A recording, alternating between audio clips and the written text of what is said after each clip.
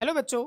तो आज हम इस वीडियो में बात करने वाले हैं जो हमारे बीएससी नर्सिंग और पैरामेडिकल कोर्सेज के लिए जो एंट्रेंस एग्जाम होते हैं उनमें हमारे केमिस्ट्री के किस तरीके के क्वेश्चंस आते हैं। तो हम चैप्टर वाइज हमारी एक सीरीज चली हुई है जिसमें हम सॉल्यूशन चैप्टर के एमसीक्यूज प्रैक्टिस करवा रहे हैं। इसका हमारा ये पार्ट सेकंड रहेगा। पार्ट वन मैंने अपलोड कर दिया है, आपको लिंक डिस्क्रिप्शन में मिल जाएगा या आप प्लेलिस्ट में जाके चेक कर सकते हैं। ठीक है, चलिए शुरू करते हैं बिना किसी टाइम वेस्टिंग के। तो क्वेश्चन नंबर 31 है हमारा। जो 30 तक क्वेश्चन थे वो हमने पार्ट वन के अंदर कंप्लीट कर लिए थे। तो 31 क्वेश्चन में क्या कहता है कि the temperature at which A liquids vapour pressure equals external pressure.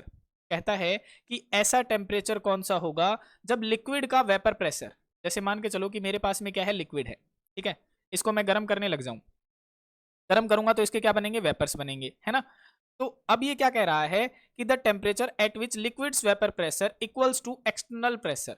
अब देखो लिक्विड के वेपर्स बन रहे हैं और बाहर क्या होता है, बाहर हमारा एटमॉस्फेरिक प्रेशर होता है ना।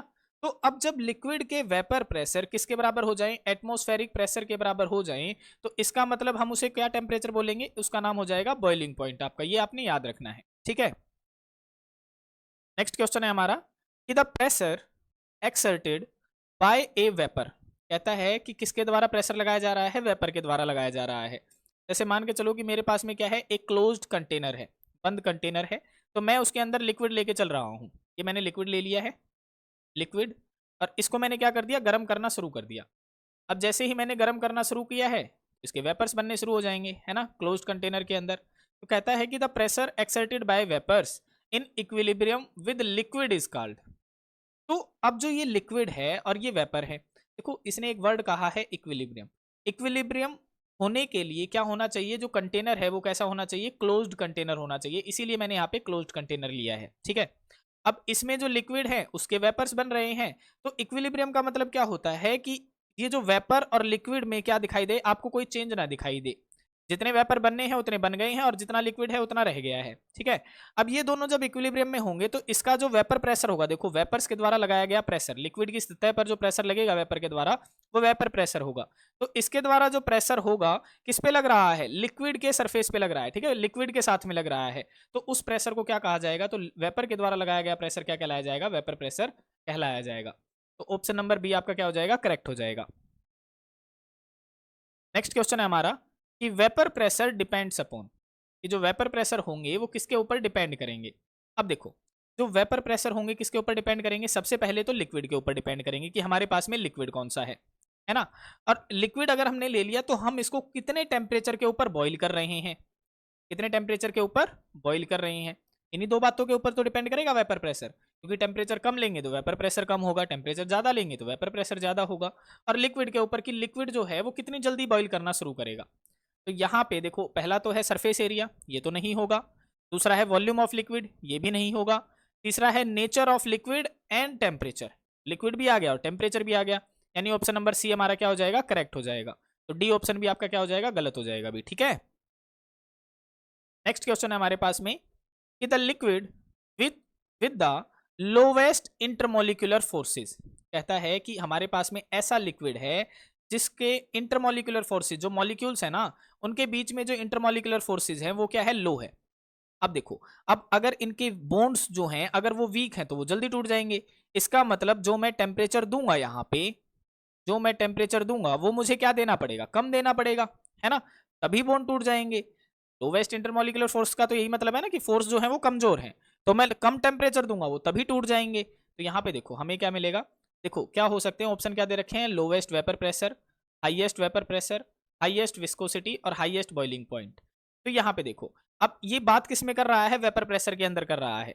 तो अगर लो इंटरमोलिकुलर फोर्सेज हैं, लो टेम्परेचर के ऊपर बॉईल कर रहे हैं, तो अगर मैं टेम्परेचर को हाई कर दूंगा, टेम्परेचर को हाई कर दूंगा तो वो तो बॉन्ड जल्दी टूटेंगे, जल्दी टूटेंगे तो ज्यादा ज्यादा वेपर बनेंगे, और ज्यादा वेपर बनेंगे तो वेपर प्रेशर क्या बढ़ेगा, बढ़ जाएगा, ठीक है, वेपर प्रेशर बढ़ जाएगा। तो इसका करेक्ट ऑप्शन क्या आ जाएगा, option number B, highest vapour pressure, ठीक है। क्योंकि कमजोर फोर्सेज हैं, कमजोर फोर्सेज हैं, कम टेम्परेचर पे ही बॉईल कर जाएंगे यानी वेपर बन जाएंगे। तो टेम्परेचर अगर आप बढ़ाओगे तो वेपर प्रेशर ऑटोमेटिकली बढ़ने लग जाएगा क्योंकि बॉन्ड जल्दी टूट जाएंगे।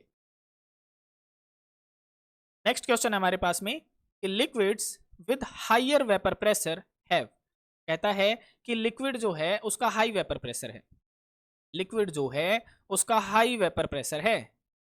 तो अगर हाई वेपर प्रेशर अगर दे रहा है, इसका मतलब बॉइलिंग पॉइंट उसका क्या होगा, जो बॉइलिंग पॉइंट होगा उसका वो क्या होगा, वो लो होगा। सीधी सी बात है, क्योंकि अगर बॉइलिंग पॉइंट हाई होता, सोच के देखो, जैसे मान के चलो कि मेरे पास में क्या है, लिक्विड है, ठीक है, मेरे पास में है लिक्विड, और लिक्विड को अगर मुझे ज्यादा टेम्परेचर देना पड़ रहा है बॉईल करने के लिए, इसका मतलब इस लिक्विड के इंटरमोलिकुलर फोर्सेस क्या है, स्ट्रांग है, इसके स्ट्रांग है। अगर मुझे बॉईल करने के लिए ज्यादा टेम्परेचर देना पड़ रहा है तो इसके इंटरमोलिकुलर फोर्सेस स्ट्रांग है। और अगर मुझे कम टेम्परेचर देना पड़ रहा है, अगर मुझे टेम्परेचर कम देना पड़ रहा है, देखो मैंने यहाँ पे 3 लगाए हैं, यहाँ पे एक ही टेम्परेचर का लगाया है, और ये जल्दी से वेपर बनने लग गए, इसका मतलब इसके इंटरमोलिकुलर फोर्सेस क्या है, वीक है ना, सीधी सी बात है। और अगर वीक है तो इनका बॉइलिंग पॉइंट क्या होगा, लो होगा। तो यहाँ पे कम टेम्परेचर दिया है तो बॉइलिंग पॉइंट क्या हो जाएगा, लो हो जाएगा। और अगर ज्यादा टेम्परेचर दे रहे हैं तो बॉइलिंग पॉइंट क्या हो जाएगा, ज्यादा हो जाएगा, हाई हो जाएगा। तो इसने क्या कहा है कि उसका वेपर प्रेशर ज्यादा है। तो वेपर प्रेशर ज्यादा कब होगा, जब बॉइलिंग पॉइंट क्या होगा, लो होगा, है ना। तो यहाँ पे देखो, low boiling point is the correct answer हो जाएगा हमारा। इसका हाई वेपर प्रेशर होगा, इसका मतलब लो बॉइलिंग पॉइंट होगा। सीधे थोड़ी सी कॉमन सेंस के क्वेश्चन है ये। नेक्स्ट क्वेश्चन है हमारे पास में कि maximum amount of solid solute. देखो अब इसने कहा क्या है, अब ये कह रहा है कि मेरे पास में जो सॉल्यूट है ना, जो मैं इसके अंदर सॉल्यूट डाल रहा हूं, वो कैसा है, वो है सॉलिड। ये इस बात पे फोकस करना, सॉलिड वर्ड पे। That can be dissolve in a specific amount of given liquid. ये हमारे पास में लिक्विड है, कोई अमाउंट दे रखी है। Solvent does not depend upon, तो ये चीज किस बात के ऊपर डिपेंड नहीं करेगी। देखो सबसे पहला है टेम्परेचर, तो टेम्परेचर के ऊपर तो डिपेंड करेगी भाई, सीधी सी बात है। सॉलिड जैसे सॉलिड मान के चलो चीनी है, और लिक्विड मान के चलो पानी है, तो चीनी टेम्परेचर जितना बढ़ाओगे चीनी उतनी ज्यादा घुलती चली जाएगी, है ना। और एक समय पे जब बंद हो जाती है तो हम उसे गर्म करना ही शुरू कर देते हैं ना, मतलब टेम्परेचर बढ़ाना शुरू कर देते हैं, तो टेम्परेचर पे तो डिपेंड करेगी।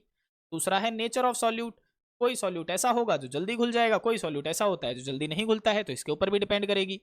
तीसरा है प्रेशर, क्या प्रेशर के ऊपर सॉलिड का डिसॉल्व होना डिपेंड करता है, बिल्कुल नहीं करता है भाई। तो इसने हमसे पूछा क्या है, डज नॉट डिपेंड, है ना। तो करेक्ट ऑप्शन हमारा क्या हो जाएगा, प्रेशर हो जाएगा भाई। और ये दोनों ऑप्शन हमारे क्या हो जाएंगे, गलत हो जाएंगे, और नेचर ऑफ सॉल्वेंट भी नहीं होगा। नेक्स्ट क्वेश्चन है हमारे पास में कि एट इक्विलिब्रियम, इक्विलिब्रियम के ऊपर देखो, इक्विलिब्रियम का मैं मतलब आपको समझा देता हूं, कहीं आप बार बार कंफ्यूज हो रहे हो तो मैं बता देता हूं। इक्विलिब्रियम का मतलब होता है नो चेंज, नो चेंज। जैसे सिंपल वर्ड्स में अगर मैं लेके चलूं, रिएक्शन चलती रहनी चाहिए फॉरवर्ड में भी और बैकवर्ड में भी, लेकिन चेंज नजर नहीं आना चाहिए। जैसे मैं एग्जांपल लेके चलूं सिंपल वर्ड्स में, मान लो मेरे पास में एक बाल्टी है, ठीक है, ये बाल्टी है, इसमें पानी भरा हुआ था, ठीक है। और मैंने क्या किया, यहाँ पे ये छेद कर रखा है, मैंने थोड़ा सा यहाँ पे क्या कर दिया, ये छेद कर दिया है, और ऊपर से जितना मैंने छेद किया है ना, उतने ही मोटा पाइप मैंने इसके अंदर लगा दिया है, और उसमें से पानी मैं भर रहा हूँ, ठीक है। अब क्या होगा, अब आप देखेंगे कि जितना पानी यहाँ से निकल रहा है उतना पानी यहाँ से भरा जा रहा है। तो इसका मतलब रिएक्शन तो चल रही है दोनों तरफ, लेकिन इसका क्या ये जो लेवल है क्या ये चेंज होगा, लेवल चेंज नहीं होगा। मतलब रिएक्शन चलती रहनी चाहिए, कोई चेंज नजर नहीं आना चाहिए, तब मैं उसे क्या कह देता हूं, इक्विलिब्रियम कह देता हूं। तो ये मतलब होता है इक्विलिब्रियम का। अब वो कहता है कि at equilibrium the rate of dissolution, कि रेट ऑफ डिसोल्यूशन का मतलब है कोई घुल रहा है, कोई सब्सटेंस है, कोई सॉल्यूट है, उसे हम घोल रहे हैं, उसकी स्पीड जो है, rate of dissolution, rate of dissolution, dissolution of A solid solute in A volatile liquid. Volatile का मतलब होता है ऐसा लिक्विड जो क्या हो जाए, इवेपरेट हो जाए, यानी उसके भाप बन सकते हैं, जैसे पानी है वो भी वॉलेटाइल ही है। वॉलेटाइल लिक्विड सॉल्वेंट इज, तो इक्विलिब्रियम के ऊपर जो रेट ऑफ डिसोल्यूशन होता है वो किसके बराबर होता है भाई, ये हमारा 11th क्लास का क्वेश्चन है। जब हम इक्विलिब्रियम पढ़ते हैं उसके अंदर हमें पढ़ाया जाता है कि जो रेट ऑफ डिसोल्यूशन होता है वो रेट ऑफ क्रिस्टलाइजेशन के बराबर होता है भाई, रेट ऑफ क्रिस्टलाइजेशन, क्रिस्टलाइजेशन। तो ये बात आपने ध्यान रखनी है, क्रिस्टलाइजेशन का मतलब होता है कि अगर एक समय ऐसा आता है जब मैं चीनी घोलता जाऊं पानी के अंदर, एक समय ऐसा आएगा जब वो चीनी घुलनी बंद हो जाएगी, और फिर बाद में जो चीनी घुले वो जो हम डालेंगे वो कहाँ जाके बैठ जाएगी, तली पे जाके बैठ जाएगी, है ना, बॉटम पे जाके बैठ जाएगी। तो उसे हम क्या बोलते हैं, क्रिस्टल बोलते हैं। तो इक्विलिब्रियम के ऊपर रेट ऑफ डिसोल्यूशन भी उतना ही होता है, और रेट ऑफ क्रिस्टल बनने की जो स्पीड होती है वो भी उतनी ही होती है। तो यहाँ पे देखो क्या हाँ दिख रहा है, equal to rate of crystallization, ये रहा option number C is the correct answer. Next question हमारे पास में कि the weight of a gas dissolved in given solvent कहता है कि जो वेट है किसी भी गैस का वो डिसॉल्व कर दिया गया है गिवन सॉल्वेंट के अंदर at a given temperature is proportional to the pressure of the gas on the solvent. देखो क्या बताया कि जो गैस वेट है गैस का, weight of gas in a given solvent is at a given temperature is directly proportional to the pressure of the gas। तो ये बात आपको कहीं पे दिखाई दे रही है। देखो मान के चलो कि मेरे पास में लिक्विड है, ये मैंने लिक्विड ले लिया है, ठीक है, लिक्विड ले लिया और इसके ऊपर मान लेते हैं कि कुछ ना कुछ गैसेस के पार्टिकल हैं। तो कहता है कि लिक्विड के अंदर जो गैसेस के पार्टिकल होंगे वो उतना ही जाएंगे, लिक्विड के अंदर गैसेस के पार्टिकल उतना ही जाएंगे जितना इन गैसेस का प्रेशर होगा उस लिक्विड के ऊपर। जितना ज्यादा हम दबाव डालेंगे उतनी ज्यादा उसमें सॉल्युबिलिटी हो जाएगी गैस की, उसी को तो हम कह रहे हैं ना कि लिक्विड के अंदर जाएगा। तो ये बात हमने कहाँ पढ़ रखी है? ये बात हमने हेनरी लॉ में पढ़ रखी है। याद करो हेनरी लॉ क्या कहता है? हेनरी लॉ कहता है कि जो मोल फ्रैक्शन होते हैं ना गैस के, वो डायरेक्टली प्रोपोर्शनल होता है जितना हम प्रेशर उसके ऊपर लगा रहे हैं। तो मोल फ्रैक्शन मतलब उसकी अमाउंट ही तो है, उतनी ही गैस जाएगी जितना ज्यादा उसके ऊपर प्रेशर लगेगा। तो हेनरी लॉ की बात है ये, तो हेनरी लॉ पे क्लिक कर दो, ये हमारा करेक्ट ऑप्शन हो जाएगा। नेक्स्ट क्वेश्चन हमारे पास में कि value of Henrys constant KH। कहता है कि जो KH है ना हेनरीज कांस्टेंट, देखो कब आता है, मैंने बताया ना कि जो मोल फ्रैक्शन होते हैं गैस के वो डायरेक्टली प्रोपोर्शनल होता है प्रेशर के, ठीक है। जब हम प्रेशर और इसके बीच का ये डायरेक्टली प्रोपोर्शनल हटाते हैं तो क्या लग जाता है? KH लग जाता है। और ये KH क्या है? हेनरी कांस्टेंट है। तो ये किस बात पे डिपेंड करता है? देखो जो KH है increases with increase in temperature, क्या ये इंक्रीज होगा टेम्परेचर के साथ, बढ़ाने के साथ में? तो इसके लिए आपको एक रिलेशन याद रखनी पड़ेगी कि जो KH होता है ना हेनरी कांस्टेंट होता है वो इनवर्सली प्रोपोर्शनल होता है सॉल्युबिलिटी के, सॉल्युबिलिटी ऑफ गैस, ठीक है, ये आपने याद ही रखना पड़ेगा भाई। और डायरेक्टली प्रोपोर्शनल होता है टेम्परेचर के। ये बात आप ध्यान रखेंगे, मोस्ट इंपॉर्टेंट बात है, इस पे कई सारे क्वेश्चंस BSc नर्सिंग और पैरामेडिकल कोर्सेज के अंदर पूछे जाते हैं। तो अब इसने क्या बताया कि हेनरी लॉ कांस्टेंट क्या होगा? इंक्रीज होगा टेम्परेचर के साथ में। देखो दिख रहा है KH डायरेक्टली प्रोपोर्शनल है टेम्परेचर के, तो option number A is the correct option हो जाएगा, बाकियों को तो हमें देखने की जरूरत भी नहीं है। नेक्स्ट क्वेश्चन है कि Henry's law constant depends upon, कि जो हेनरी लॉ कांस्टेंट है वो किसके ऊपर डिपेंड करेगा भाई? तो मैंने अभी बताया, देखो इसकी रिलेशन बताई थी कि इनवर्सली प्रोपोर्शनल होगा सॉल्युबिलिटी के और डायरेक्टली प्रोपोर्शनल होगा टेम्परेचर के। तो किस पे डिपेंड कर रहा है? देखो एक तो सॉल्युबिलिटी के और दूसरा टेम्परेचर के, है ना। तो यहाँ पे कहीं पे टेम्परेचर दिख रहा है, देखो एक तो ये टेम्परेचर दिख रहा है, लेकिन अगले ऑप्शन में हमें ये भी दिख रहा है टेम्परेचर के साथ साथ गैसेज नेचर पे भी डिपेंड करता है। तो ये बात आपने ध्यान रखनी है कि KH टेम्परेचर के साथ साथ गैस के नेचर पे भी डिपेंड करता है, गैस के नेचर पे भी डिपेंड करता है, क्योंकि हर गैसेस के लिए हेनरी जो कांस्टेंट होता है उसकी वैल्यू अलग अलग होती है। तो यहां पे ऑप्शन नंबर सी करेक्ट हो जाएगा भाई। नेक्स्ट क्वेश्चन है हमारे पास में कि solubility of gases in liquid decreases with, कि जो सॉल्युबिलिटी है गैसेस की, देखो वो क्या हो जाएगी? डिक्रीज हो जाएगी, किसके साथ साथ? तो देखो यहाँ पे टेम्परेचर दे रखा है, प्रेशर दे रखा है। अब हेनरी लॉ ने क्या बताया? देखो यहाँ पे मैं दोबारा से आपको रिवाइज करवाता हूँ पॉइंट्स। हेनरी लॉ ने बताया कि जितना ज्यादा प्रेशर होगा उतनी ज्यादा सॉल्युबिलिटी होगी गैस की, सॉल्युबिलिटी किसकी होगी? गैस की। और जितना ज्यादा टेम्परेचर होगा उतनी ही सॉल्युबिलिटी जो है गैस की वो क्या हो जाएगी? कम हो जाएगी। तो यहाँ पे देख लो, इनसे रिलेटेड आपको कोई पॉइंट दिख रहा है तो देखो इंक्रीज इन टेम्परेचर, ये जो सॉल्युबिलिटी ऑफ गैस है वो इंक्रीज हो जाएगी टेम्परेचर के साथ साथ, लेकिन ये बात तो गलत है भाई। यहाँ पे तो टेम्परेचर अगर बढ़ेगा तो सॉल्युबिलिटी तो कम हो रही है, यानी ये पॉइंट गलत है। नेक्स्ट क्या है?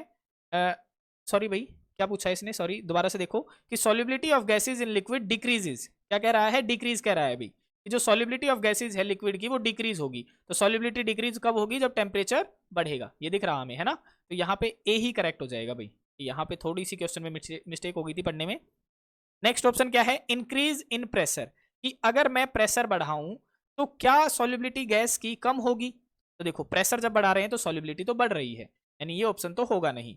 थर्ड क्या है? डिक्रीज इन टेम्परेचर, ये भी नहीं होगा, अगला नन ऑफ दीज ये भी नहीं होगा, तो option A is the correct option. Next question है हमारे पास में कि the Henrys law constant increases with, जो हेनरी लॉ कांस्टेंट है वो किसके साथ इंक्रीज होगा? तो अभी अभी रिलेशन बताई थी कि सॉल्युबिलिटी के इनवर्सली होगा और टेम्परेचर के डायरेक्टली होगा। तो यहाँ पे देख लो decreases in solubility, Henry law constant अगर बढ़ेगा तो सॉल्युबिलिटी क्या होगी? घटेगी। तो डिक्रीजेज इन सॉल्युबिलिटी ये ठीक हो जाएगा। अगला क्या है? इंक्रीजेज इन सॉल्युबिलिटी, ये तो बिल्कुल गलत है भाई, ठीक है। डिक्रीजेज इन टेम्परेचर, ये भी गलत है, क्योंकि टेम्परेचर बढ़ेगा तभी हेनरी लॉ कांस्टेंट बढ़ेगा, है ना। और नन तो होगा ही नहीं, तो option A is the correct option. Next question है हमारे पास में कि at 25 degree Celsius the value of Henry's law constant for the aqueous solution of, यहां पे हमें कुछ गैसेस दी गई हैं, carbon monoxide, oxygen and carbon dioxide, और इनके लिए हेनरी लॉ कांस्टेंट की वैल्यू दी गई है भाई। जैसे कार्बन मोनोऑक्साइड के लिए क्या दी गई है, 58 मल्टीप्लाई 10⁻³ 58 मल्टीप्लाई 10⁻³ ऑक्सीजन के लिए दी गई है 43 मल्टीप्लाई 10⁻³ CO2 के लिए दी गई है 1.61 मल्टीप्लाई 10⁻³ एंड C2H2, और C2H2 के लिए दी गई है 1.34 मल्टीप्लाई 10⁻³ तो अब यहां से हम हेनरी लॉ कांस्टेंट की वैल्यू के आधार पे क्या बताना है, the decreasing order of solubility of gas बतानी है। तो यहाँ पे सिर्फ ऑर्डर बताना है सॉल्युबिलिटी का। तो हमने क्या बताया था, देखो हमने बताया था कि जो KH होता है ना वो इनवर्सली प्रोपोर्शनल होता है सॉल्युबिलिटी के। तो जिसकी KH की वैल्यू सबसे ज्यादा है सॉल्युबिलिटी उसकी सबसे कम हो जाएगी, और जिसकी KH की वैल्यू सबसे कम है सॉल्युबिलिटी उसकी सबसे ज्यादा हो जाएगी। तो सबसे कम वाला देख लो, देखो कौन सी वैल्यू है सबसे कम, तो मुझे तो यही 1.34 लग रही है सबसे कम, क्योंकि बाकी सभी में 10 की पावर 3 तो कॉमन है ना, तो 1.34 सबसे कम है। तो अगर इसकी KH की वैल्यू सबसे कम है तो सॉल्युबिलिटी इसकी सबसे ज्यादा होगी। तो C2H2 सबसे ज्यादा किस में दिख रहा है, देखो इसी वाले केस में दिख रहा है। Option C is the correct option, सीधी सी बात है। सिर्फ एक ही को तो देखा हमने, और बाकी अगर आपने कंफर्म करना है तो अगले वाले को भी देख लो। तो देखो इससे बड़ी वैल्यू किसकी है 1.61 यानी इसकी है, तो CO2 होना चाहिए सेकंड नंबर पे, देखो CO2 है।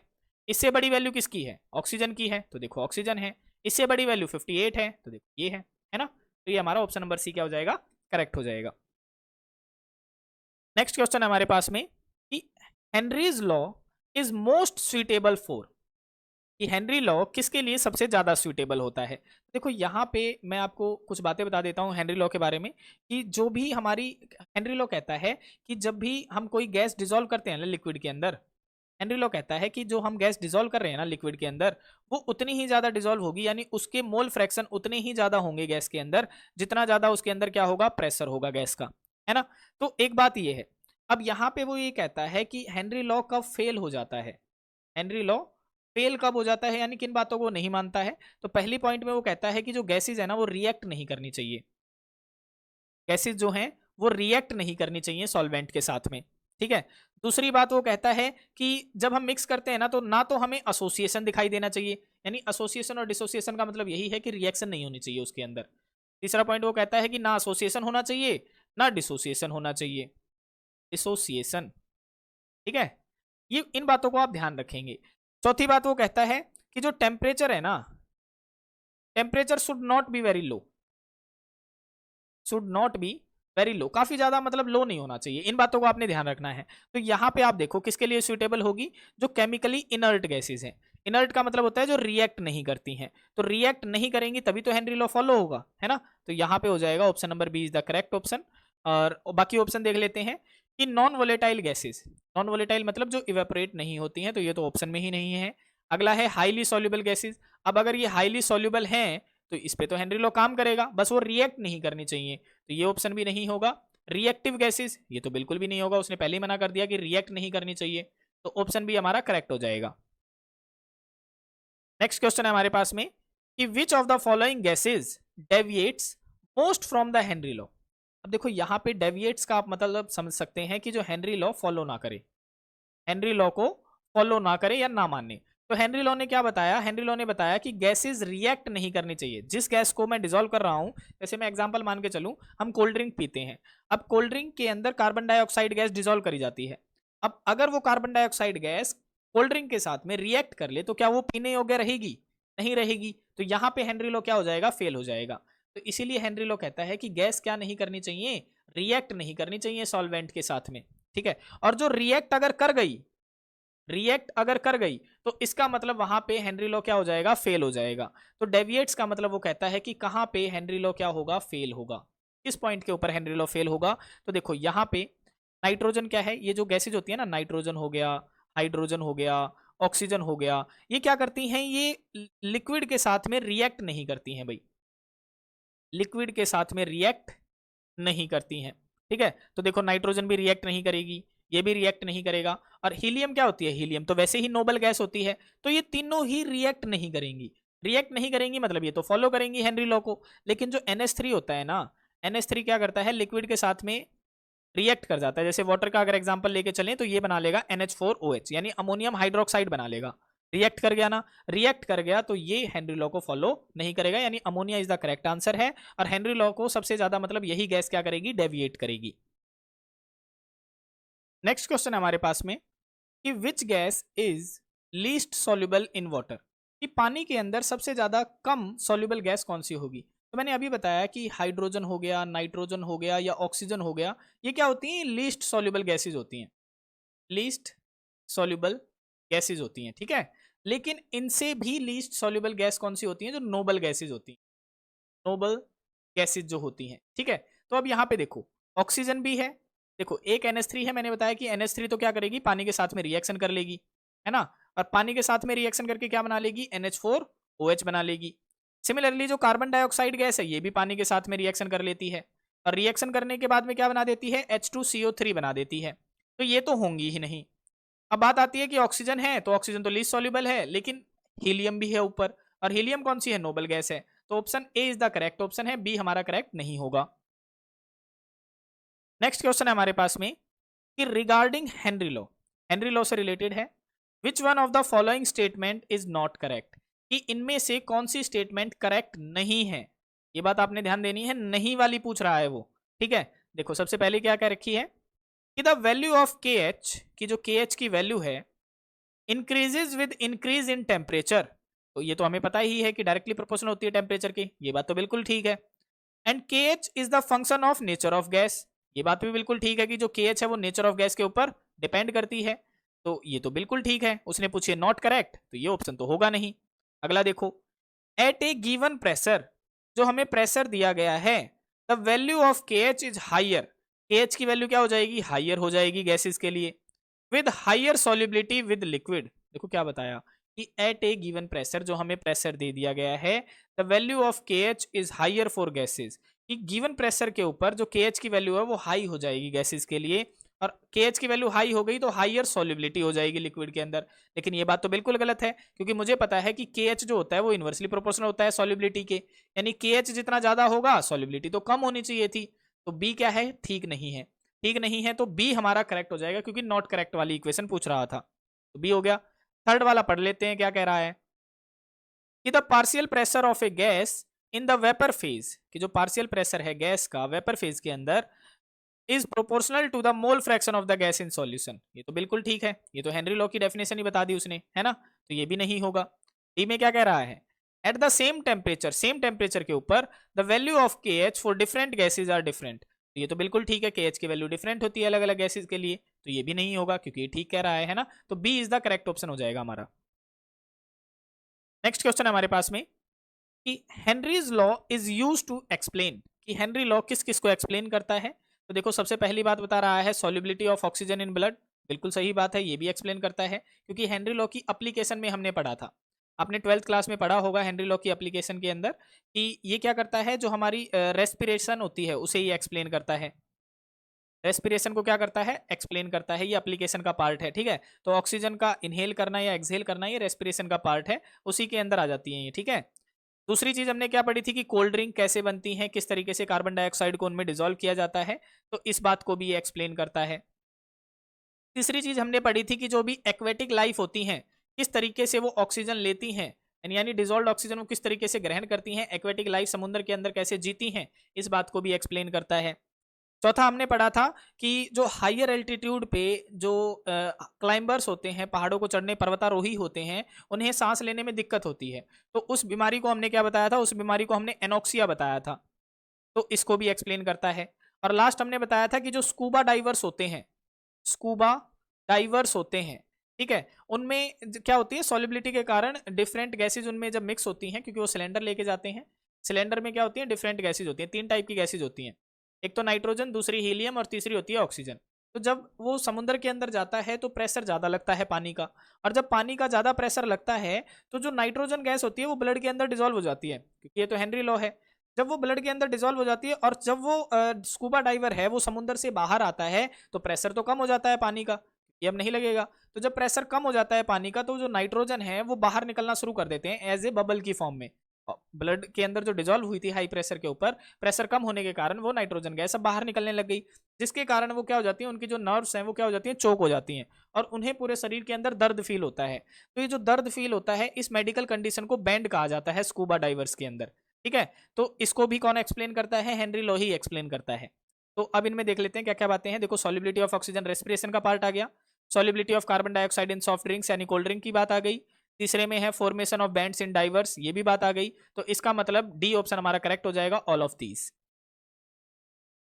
नेक्स्ट क्वेश्चन है हमारे पास में कि इन deep sea diving, deep sea diving का मतलब है स्कूबा डाइवर्स की ही बातें कर रहा है ये, helium is used with oxygen because, कि देखो क्या बताया मैंने, जो स्कूबा डाइवर्स होते हैं ना, जो स्कूबा डाइवर्स होते हैं वो अपने पीठ पे एक सिलेंडर लेके जाते हैं सांस लेने के लिए, ठीक है, ऑक्सीजन सिलेंडर जिसे हम बोलते हैं। उस सिलेंडर के अंदर 3 टाइप की गैसेस का मिश्रण होता है, ऑक्सीजन होती है एक, तो नाइट्रोजन होती है और तीसरी होती है हीलियम।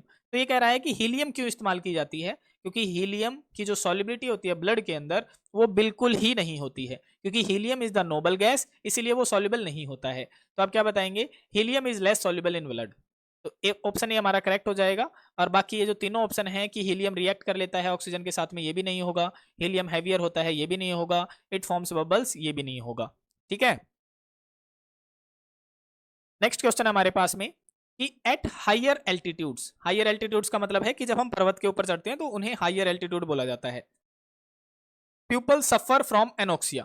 देखो एनोक्सिया क्या होती है मेडिकल कंडीशन में, आपको बता दूं कि जो पर्वतारोही होते हैं जब वो पहाड़ों पे चढ़ते हैं तो उन्हें सांस लेने में दिक्कत होती है। क्यों दिक्कत होती है, क्योंकि बाहर ऑक्सीजन का प्रेशर क्या हो जाता है, कम हो जाता है as compare to ground level.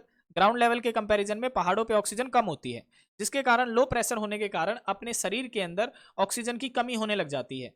ठीक है, अब जो ऑक्सीजन की कमी होती है इस कारण हमें क्या हो जाती है, दिमागी थकावट हो जाती है, हमें मतलब सोचने समझने की क्षमता नहीं रहती है, चक्कर आने लग जाते हैं, वीकनेस हो जाती है। तो इस मेडिकल कंडीशन को ही एनोक्सिया कहा जाता है।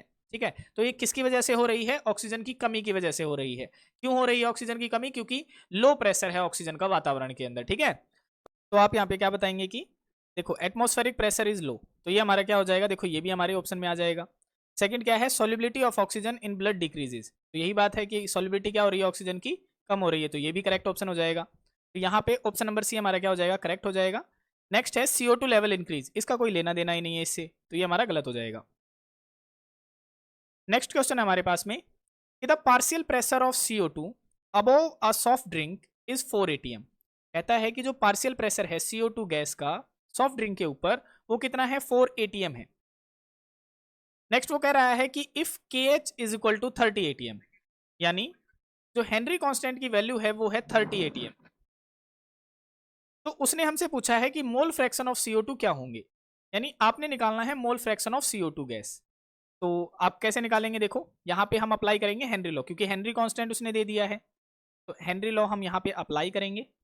और हेनरी लॉ का हमारा फॉर्मूला क्या होता था कि जो प्रेशर ऑफ गैस होती थी ना वो किसके बराबर होती थी, KH और जाई ऑफ गैस के बराबर। तो यहाँ पे हमें वैल्यूज किस किस की दे रखी हैं, प्रेशर की वैल्यू दे रखी है और KH की वैल्यू दे रखी है। मोल फ्रैक्शन उसने पूछे, यानी मोल फ्रैक्शन ऑफ गैस हमने निकालने हैं, तो निकाल दो। मोल फ्रैक्शन ऑफ CO2 कैसे निकलेगा, प्रेशर ऑफ CO2 और डिवाइड में हम कर देंगे KH, देखो इसको इसके डिवाइड में ले गए, तो प्रेशर की वैल्यू कितनी है, 4 atm है, डिवाइड में KH की वैल्यू कितनी है, 30 atm है, तो इसको डिवाइड कर दो, कितना आएगा, देखो इसको काट के देख लेते हैं। इसको जब सॉल्व करेंगे आप तो आपका आंसर आ जाएगा 0.133। ठीक है, तो यहाँ पे लिख देते हैं 0.133, तो ये हमारा करेक्ट ऑप्शन हो जाएगा। नेक्स्ट क्वेश्चन है हमारे पास में कि if 36 gram of glucose is present in 500 gram of water, कहता है कि 36 ग्राम तो ग्लूकोज प्रेजेंट है, यानी गिवन वेट ऑफ ग्लूकोज कितना दिया गया है, देखो ग्लूकोज क्या है हमारे यहाँ पे सॉल्यूट है, और सॉल्यूट है तो मैं इसे रिप्रेजेंट करूंगा W2 से, कितना है 36 ग्राम दिया गया है, present in 500 gram of water, यानी वाटर की जो अमाउंट है, वो वाटर क्या होता है, सॉल्वेंट होता है, तो इसे मैं W1 से रिप्रेजेंट करूंगा, और ये दिया गया है 500 gram. Then the molality of the solution will be, और मोलर मास ऑफ ग्लूकोज कितना दिया है, 180 दे रखा है, यानी M2 की वैल्यू दे रखी है, देखो ग्लूकोज हम 2 से रिप्रेजेंट कर रहे हैं ना, तो M2 यानी मोलर मास ऑफ सॉल्यूट कितना दिया गया है, 180 दिया गया है। आपसे पूछा है मोलैलिटी, तो मोलैलिटी का फार्मूला क्या होता है, number of moles of solute dissolve in पर किलोग्राम ऑफ सॉल्वेंट, और अगर ग्राम के अंदर है सॉल्वेंट तो मल्टीप्लाई में हम क्या कर देते हैं, 1000 कर देते हैं, है ना। ये किसका है, ग्राम किसका है, सॉल्वेंट का है।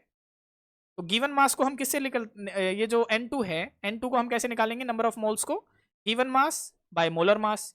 तो ये तो इसका हो गया N2 का, डिवाइड में क्या है, ग्राम ऑफ सॉल्वेंट है, और सॉल्वेंट को हम किससे रिप्रेजेंट करते हैं, 1 से रिप्रेजेंट करते हैं, यानी W1 हो जाएगा, क्योंकि गिवन हो जाएगा है ना। मल्टीप्लाई में क्या करोगे आप, 1000 कर दोगे। तो यहाँ पे सिर्फ आपने वैल्यूज पुट करनी है इस फॉर्मूले के अंदर। देखो यहाँ पे पुट कर रहे हैं, W2 की वैल्यू कितनी है 36, डिवाइड में M2 की वैल्यू कितनी है, M2 की वैल्यू दी गई है 180, 180 पुट कर दिया, मल्टीप्लाई में 1 बाय W1 की वैल्यू कितनी है 500 दे रखी है, देखो 500, मल्टीप्लाई में क्या कर दोगे 1000 कर दोगे। तो इसे जब आप सॉल्व करोगे तो ये तो कितने पे कट गया, 2 पे कट गया। इसे फिर नीचे वाले को सॉल्व कर दो, ये कर दो 2 नीम 18 0, और 36 को डिवाइड करोगे जब आप 90 से, तो आपका आंसर आ जाएगा 0.4। ठीक है, तो ऑप्शन बी हमारा क्या हो जाएगा, करेक्ट हो जाएगा। नेक्स्ट क्वेश्चन हमारे पास में कि on adding a non volatile solute to a volatile ideal solvent. देखो नॉन वोलेटाइल कौन से होते हैं, जिनके वेपर्स नहीं बन सकते हैं। तो जब हम नॉन वोलेटाइल सॉल्यूट ऐड करेंगे किसी वोलेटाइल के अंदर, वोलेटाइल मतलब जिसके वेपर्स बन सकते हैं, तो क्या होगा। तो अब हम ऑप्शंस पढ़ते हैं। देखो सबसे पहला ऑप्शन है कि the vapour pressure of the solvent will increase. देखो होता क्या है, जब हम नॉन वोलेटाइल सॉल्यूट को ऐड करेंगे, किसके अंदर ऐड कर रहे हैं, वोलेटाइल सॉल्वेंट के अंदर, वोलेटाइल सॉल्वेंट के अंदर जब हम इसको ऐड करेंगे, तो मेन होता क्या है, जो वोलेटाइल सॉल्वेंट के जो वेपर्स बनते हैं ना, यानी उनका जो वेपर प्रेशर बनेगा वो क्या हो जाएगा, वो कम हो जाएगा जैसे ही हम नॉन वोलेटाइल सॉल्यूट को ऐड करेंगे। तो इसमें क्या हो जाएगा, देखो सेकंड वाले में तो इंक्रीज कर रहा है, यानी ये गलत हो जाएगा। सेकंड ऑप्शन में कहता है कि the vapour pressure of the solvent will decrease, ये करेक्ट हो जाएगा, हमारा वेपर प्रेशर क्या हो जाएगा, कम हो जाएगा। थर्ड ऑप्शन में कहता है कि boiling point of the solvent will decrease. देखो बॉइलिंग पॉइंट में आप एक कॉलिगेटिव प्रॉपर्टी पढ़ते हैं जिसका नाम है elevation in boiling point, elevation in boiling point. इसका मतलब है कि जब हम नॉन वोलेटाइल सॉल्यूट किसी वोलेटाइल सॉल्वेंट के अंदर डालते हैं तो एलिवेट कर जाता है बॉइलिंग पॉइंट। एलिवेट का मतलब है बॉइलिंग पॉइंट बढ़ जाना चाहिए, लेकिन इसने क्या बताया, बॉइलिंग पॉइंट तो घट गया, तो ये भी गलत हो जाएगा। और एक कॉलिगेटिव प्रॉपर्टी आपने पढ़ी होगी, depression in freezing point, depression in freezing point. इसमें क्या कहता है कि जब हम नॉन वोलेटाइल सॉल्यूट को ऐड करेंगे वोलेटाइल सॉल्वेंट के अंदर, तो जो फ्रीजिंग पॉइंट है ना, जो फ्रीजिंग पॉइंट है वो क्या हो जाएगा, डिप्रेस हो जाएगा। डिप्रेस का मतलब डिक्रीज हो जाना चाहिए, लेकिन यहाँ पे तो ये कह रहा है कि फ्रीजिंग पॉइंट जो है सॉल्वेंट का वो तो बढ़ जाएगा, तो ये भी हमारा गलत हो जाएगा, यानी ऑप्शन नंबर बी हमारा क्या हो जाएगा, करेक्ट हो जाएगा। नेक्स्ट क्वेश्चन है हमारे पास में कि ए 500 ग्राम सैंपल ऑफ टूथपेस्ट, ये हमारे पास में एक टूथपेस्ट है जिसका वजन कितना है, 500 ग्राम है, कंटेन 0.2 ग्राम फ्लोराइड कंसेंट्रेशन, और इसी के अंदर 500 ग्राम के अंदर ही 0.2 ग्राम फ्लोराइड प्रेजेंट है। The concentration of fluoride ion in terms of parts पर मिलियन इज।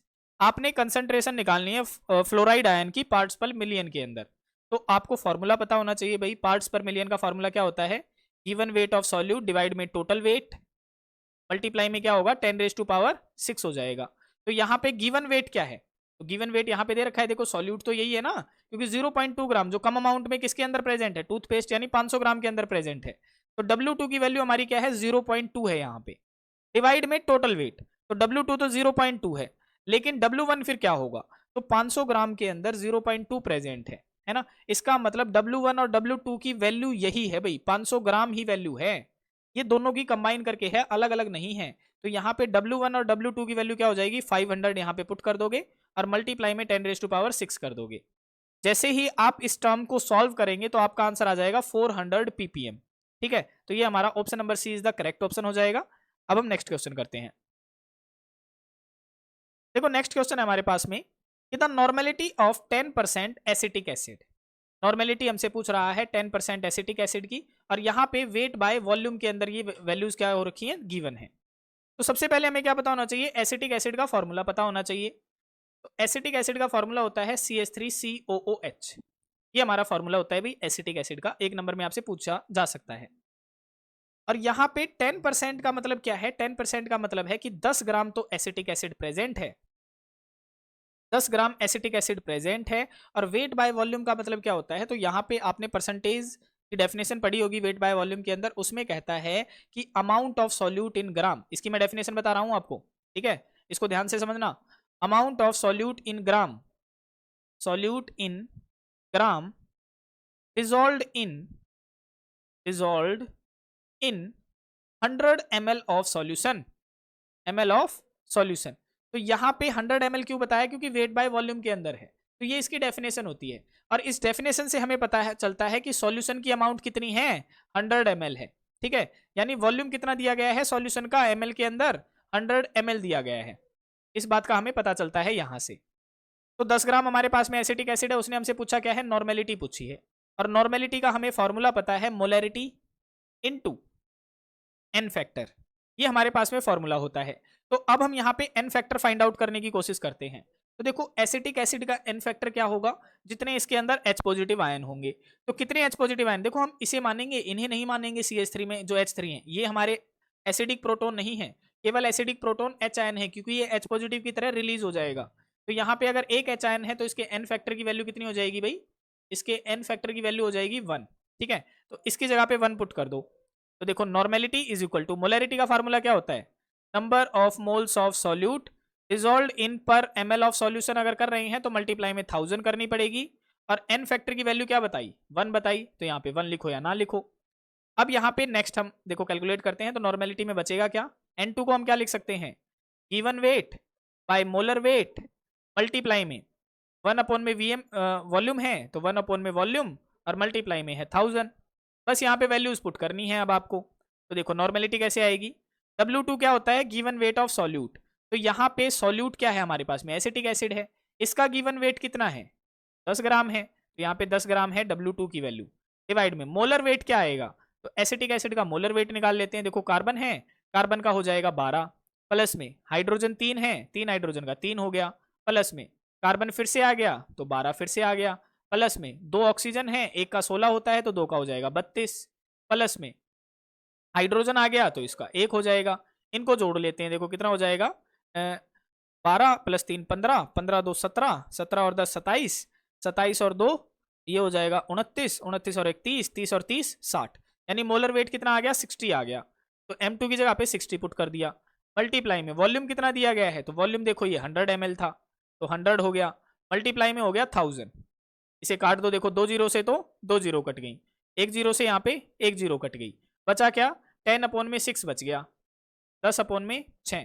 तो इसे जब सॉल्व करेंगे क्या आ जाएगा, देखो 6 कम 6 और क्या बचा, 4 बच गया, 4 पे नहीं चला, 0 चढ़ा दिया यानी पॉइंट आ गया, फिर आ जाएगा 6 6 36 और 6 से 42 यानी ज़्यादा चला जाएगा, तो 1.6 और फिर से 6 बच गया तो 1.66, यानी 1.66 समथिंग आना चाहिए। तो यहाँ पे कहीं पे नहीं है, तो अप्रोक्सीमेट अगर हम देखेंगे तो 1.6 किसके बराबर हो जाएगा, 1.7 के बराबर हो जाएगा। तो ऑप्शन सी हमारा क्या हो जाएगा, करेक्ट हो जाएगा। नेक्स्ट क्वेश्चन है हमारे पास में कि which of the following changes when temperature of an aqueous solution is increased. कहता है कि आपको इनमें से किस में चेंज दिखाई देगा जब हम टेम्परेचर को क्या करेंगे, इंक्रीज करेंगे। तो देखो हमें क्या दिखाई दे रहा है, एक तो मोलैलिटी दिखाई दे रही है, और एक तो हमें मोलैलिटी दिखाई दे रही है, दूसरा हमें मोलैरिटी दिखाई दे रही है ना, और तीसरा हमें मोल फ्रैक्शन दिखाई दे रहा है, और चौथा वेट बाय वेट परसेंटेज दिखाई दे रही है। तो टेम्परेचर पे डिपेंडेंट देख लो भाई, टेम्परेचर पे डिपेंड कौन होता है, जो टेम्परेचर पे डिपेंड करेगा वही डिक्रीज या इंक्रीज होगा। इसने यही तो पूछा है कि which of the following changes when the temperature of an aqueous solution increase. तो नेक्स्ट क्या है, मोलैलिटी। देखो डिक्रीज इन मोलैलिटी, लेकिन मोलैलिटी तो टेम्परेचर पे डिपेंड ही नहीं करती है, तो ये ऑप्शन तो होगा नहीं। नेक्स्ट क्या है, डिक्रीज इन मोलैरिटी। मोलैरिटी हो सकता है अभी टेम्परेचर पे डिपेंड, क्योंकि टेम्परेचर डिपेंडेंट होता है। क्यों होता है, तो मोलैरिटी का फार्मूला हमें पता है, number of moles of solute dissolved in पर लीटर ऑफ सॉल्यूशन। तो जब हम टेम्परेचर बढ़ाते हैं ना तो वॉल्यूम भी बढ़ता है, तो अगर वॉल्यूम भी बढ़ने लग गया तो मोलैरिटी क्या हो जाएगी, मोलैरिटी तो डिक्रीज हो जाएगी। तो decrease in molarity is the correct option.